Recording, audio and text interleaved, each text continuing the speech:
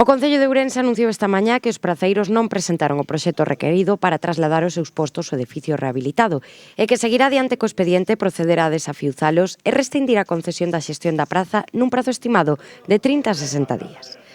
Precisamente por iso esta mesma tarde se reunían Xunta, Deputación e praceiros. Polo propio contrato, é que non ten que falar con ninguén. El solo, falando cos placeiros, podería ampliar outros 25 anos de 5 en 5 anos. Por lo tanto, isto de que falamos de ilegalidade, pois nego a maior. Non hai ningún tipo de ilegalidade, só faltaba que nós estuéramos poñendo acordos ilegales. Di estender o tempo do contrato aos parceiros pola cara.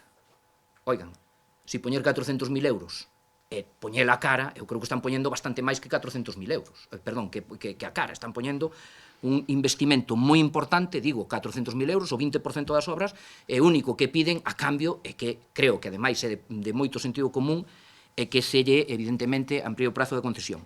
E dice, non é facer nada e seguir na Alameda. Miren, eu digo con toda a claridade que nós, como Xunta de Galicia, a Diputación, e logo dirá Rosendo, queremos canto antes que a Alameda se devolva aos cidadáns ourensáns e que a praza recupere o seu uso, vamos, de xeito, evidentemente, nas condicións que todos entendemos que merece ese edificio.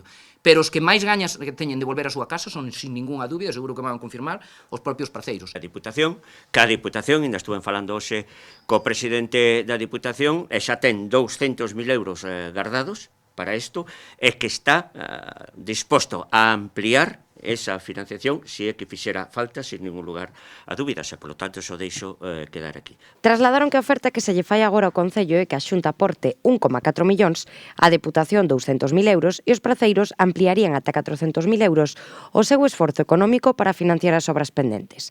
Iso sí, piden unha ampliación da concesión para poder amortizar eses cartos. Eu non acabo de entender o desta mañá. Resúltame moi difícil,